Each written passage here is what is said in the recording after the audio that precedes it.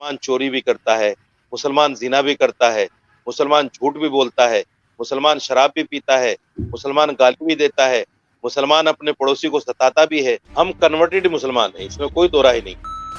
مولانا صاحب، مردوں کے لیے 72 حوریں اور عورتوں کے لیے وہی والا شوہر جو یہاں پر ہے، یہ تو بڑی غلط بات ہے. عورتوں کو بھی تو کوئی چوائس دیجئے نا، عورتوں کے لیے بھی کوئی اٹریکشن رکھیے. کیا عورتوں کا دل نہیں ہے؟ یہ کیا بات ہوئی؟ اور وہاں پہ تو کچھ اور بتایا ہی نہیں کہ عورتوں کے لیے کیا ہے جنت میں. کیا شاپنگ مال ہے، کیا لائبریری ہے، کچھ ہے؟ صرف 72 حوروں کا ذکر ہے، شراب کا ذکر ہے، ڈرائی فروٹ ہوگا، پھل ہوں گے، اور 72 حوروں کے ساتھ رہتے رہیں گے. اور کتنے مولانا ہمارے یہاں کے ہیں جو بتاتے ہیں کہ کتنی طاقت آ جائے گی مردوں میں. تو یہ سب کچھ کیا عیاشی نہیں ہے؟ بہت سی میڈیسنز ایسی ہیں جو یہودیوں نے بنائی ہیں، بہت سے سائنس کے کام ایسے ہیں جو یہودیوں نے کیے. اتنے قابلیت کاش مسلمانوں میں ہوتی تو بڑی اچھی بات تھی. تو صرف ان کے ایک ریلیجن کے الگ ہونے سے اتنی نفرت کیوں میں؟ جب اسلام نہیں آیا تھا بر صغیر میں، یعنی ہندوستان پاکستان اس سارے علاقے میں، اس سے پہلے جتنے بھی لوگ تھے وہ سب ہندو تھے. کیا یہ بات صحیح ہے؟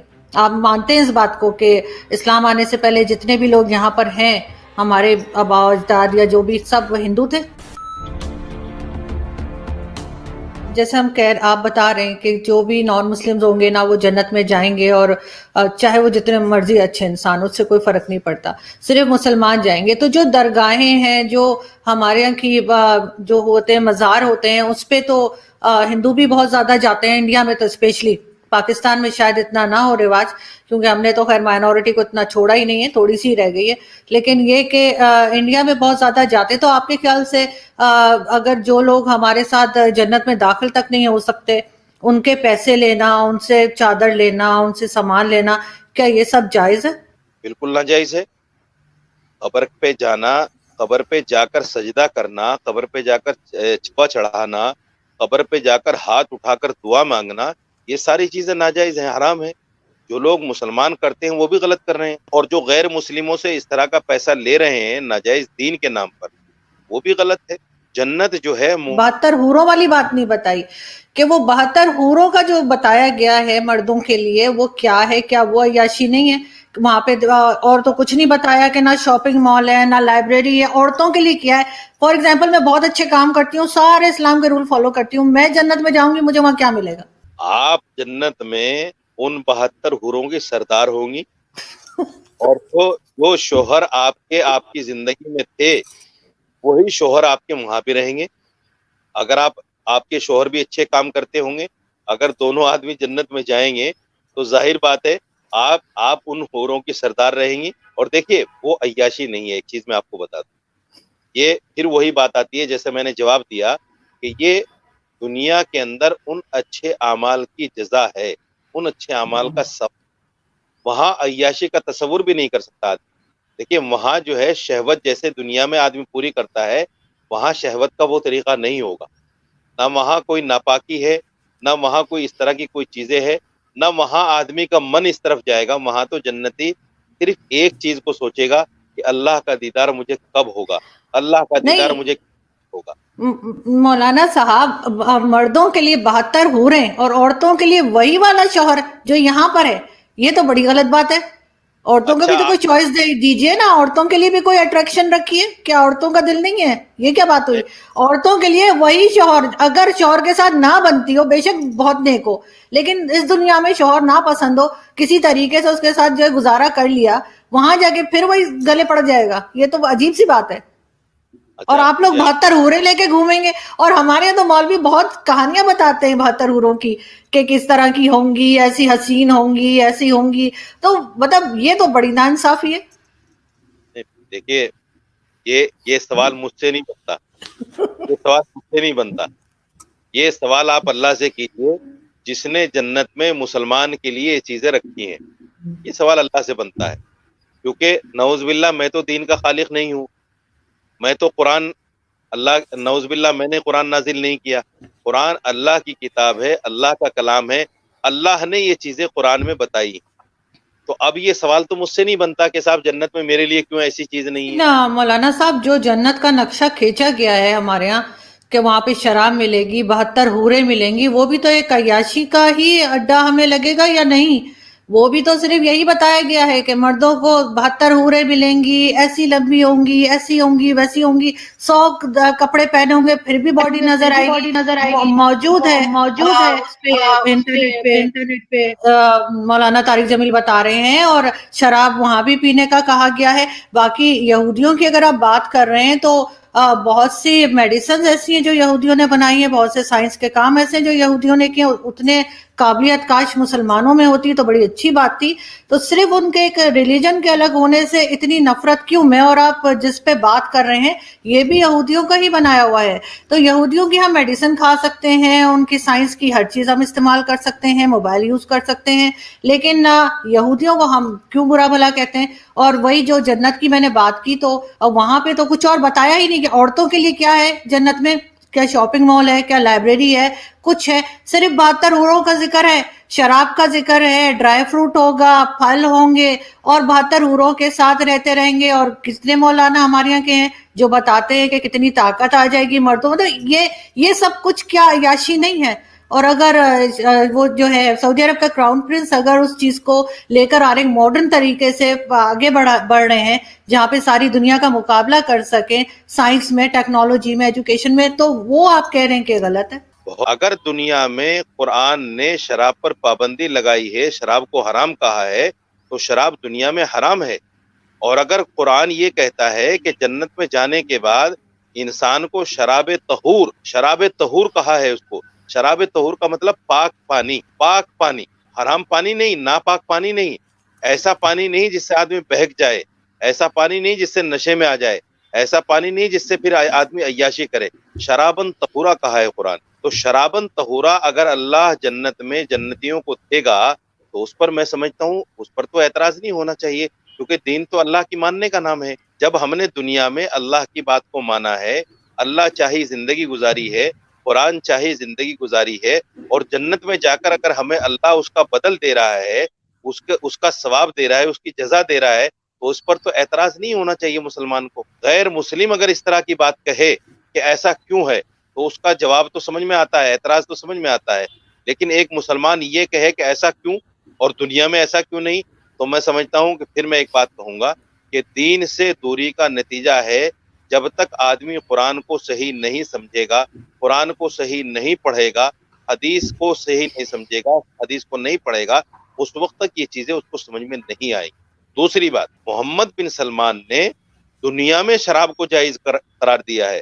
قرآن کہتا ہے شراب ناجائز ہے، قرآن کہتا ہے جوا ناجائز ہے، اور محمد بن سلمان دنیا میں کہتا ہے کہ جوا جائز ہے۔ تو آپ مجھے بتائیے قرآن کی مخالفت کون سا؟ قرآن میں کہاں جائز ہے شراب؟ قرآن میں کہاں جائز ہے جوا؟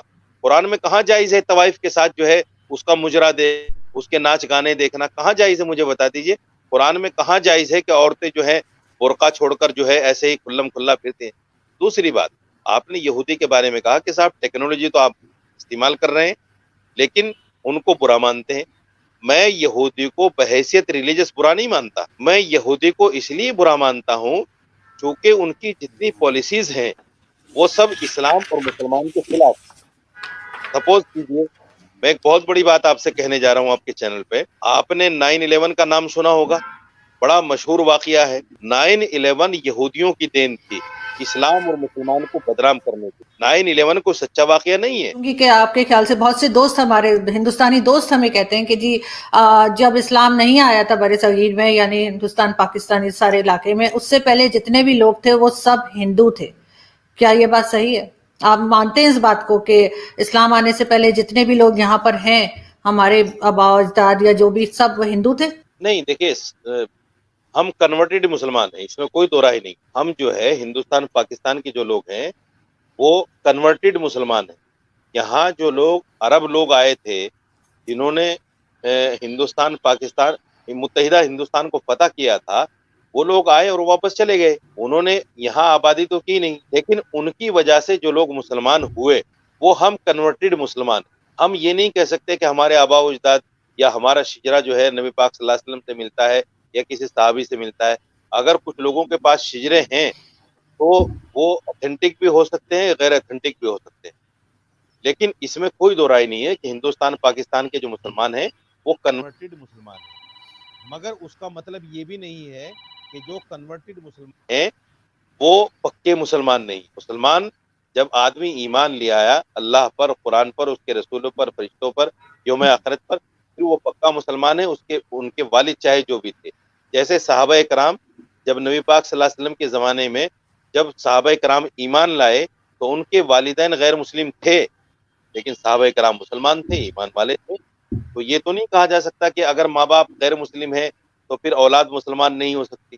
تو ہم بھی مگر وہ اسلام تو تلوار کے زور پر آیا تھا نا، کسی کی بھی گردن پہ تلوار رکھ دیں گے تو وہ اپنے آپ ہی کلمہ پڑھ دے گا. یہ آپ سوچ ہے، اسلام اگر تلوار کی زور سے پھیلتا تو 800 سال مسلمانوں نے حکومت کی ہے، ہندو تو ایک بھی نہیں بچتا، سارے ہندو ختم ہو گئے ہوتے. 800 سال کا زمانہ معمولی زمانہ نہیں ہوتا محترمہ. اگر تلوار کے زور سے چوری بھی کرتا ہے، مسلمان زنا بھی کرتا ہے، مسلمان جھوٹ بھی بولتا ہے، مسلمان شراب بھی پیتا ہے، مسلمان گالی بھی دیتا ہے، مسلمان اپنے پڑوسی کو ستاتا بھی ہے، مسلمان اپنے بھائی کا مال بھی کھاتا ہے، آج پھر انہی مسلمانوں کا ایگزامپل دے کر اسلام کو لوگ برا کہتے ہیں. آپ یہ بتائیے، میں آپ سے ایک سوال کر رہا ہوں، حالانکہ میں چونکہ آپ کا پینلسٹ، کپڑے کے وہ پہنے ہوئے آرائش اور جمال کے ساتھ وہ گاؤ تکیہ لگائے ہوئے تمہارے انتظار میں بیٹھی ہوگی، ان کپڑوں میں حسین اور اتنی خوبصورت ہوں گی، اس کے گودے تک تمہیں نظر آئیں گے. اب آپ کہیں گے کپڑوں کے بیچ سے گود کہاں سو رہے ہو؟ یہ جو حسین اور خوبصورت حوریں ملیں گی کیا صرف چومنے اور بغلوں میں بٹھانے کے لیے ملیں گی؟ نہیں، آپ ان سے ہم بستری بھی کریں گے، مزے لیں گے، یہاں سے کہیں زیادہ لذت وہاں حاصل ہوگی. اور یہاں تو ہو سکتا ہے منٹوں میں آپ فارغ ہو جاتے ہوں. اللہ کے نبی صلی اللہ علیہ وسلم کی حدیث آتی ہے، اللہ کے رسول صلی اللہ علیہ وسلم فرماتے ہیں ایک ایک مرد کو 100 مردوں کی قوت عطا کی جائے گی. خوش ہو جاؤ، اللہ ہم سب کو جنت میں. یہ جنت میں مرد کو حوریں تو زیادہ ملیں گی، عورتوں کو شوہر ایک ہی ملے گا جنت میں بھی. اب اس پہ بعض خواتین کہتے ہیں مردوں کے اتنے مزے، عورت ایک شوہر. تو بھائی جنت کیونکہ مزے اور عزت کی جگہ ہے نا، تو عورت کی عزت ایک شوہر میں ہی ہے. زیادہ ہوتے تو یہ ذلت ہوتی، تو یہ جنت نہیں، یہ تو جہنم بن جاتی اس کے لیے. اور مرد کے لیے فخر کیا ہے کہ اس کے ماتحت بولو بھائی زیادہ ہوں، تو جنت میں 70 حوریں دی جائیں گی، فخر کرے گا، جہنمیوں کو کہے گا ٹھیک ہے نا کہ دیکھو تم زنا کیا کرتے تھے، ہم نے حلال پر اکتفا کیا، نظر کی حفاظت کی، نماز کی پابندی کی، آج دیکھو کتنی بڑی تعداد اللہ نے بیویوں کی، سب ہماری ہیں، ساری اپنی ہیں. وہ فخر ہے. اور عورت اس پہ فخر نہیں کرے گی کسی جہنمی خاتون سے کہ دیکھو تم برائی سے بچتی نہیں تھی اور برائیاں کرتی تھی، تو تمہیں تو کچھ بھی نہیں ملا اور ہمیں 15 شوہر ملے ہیں. یہاں پہ ملیالم میں اسلامی بھاشن دینے والے ای پی بکر قاسمی مسلم ہونے کے فائدے گنا رہے تھے. اسی دوران انہوں نے یہ بھی بتا دیا کہ مسلمانوں کو جنت میں کیا کیا ملتا ہے. اس دوران وہ کہہ بیٹھے کہ جنت میں بڑے بڑے ستنوں والی مہیلائیں ملتی ہے. مہیلاؤں کے اس طرح کی اپمان جنک بھاشا کا پریوگ کرنے کے بعد ان کا سوشل میڈیا پر کافی ویرودھ ہو رہا ہے.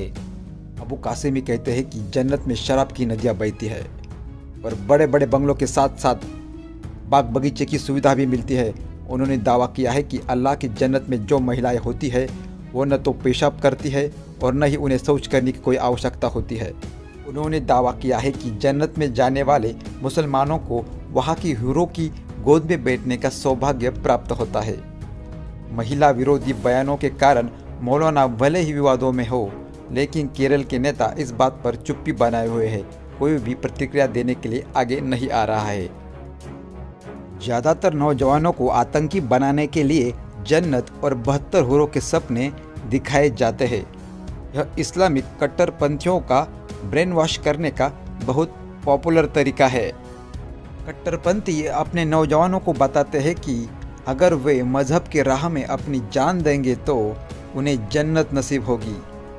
جنت میں بھی انہیں ہمیشہ یوا رہنے والی اور گہری کالی آنکھوں والی 72 حوروں یا 72 پتنیوں کے ساتھ کبھی نہ ختم ہونے والے کتھت آنند کے بارے میں بتایا جاتا ہے. دوستو آپ کیا سوچتے ہو؟ کیا سچ میں جنت ہوتی ہے؟ دوستو کمنٹ کر کے ضرور بتائیے. جے ہند، جے بھارت. ملتے ہیں اگلے ویڈیو کے ساتھ.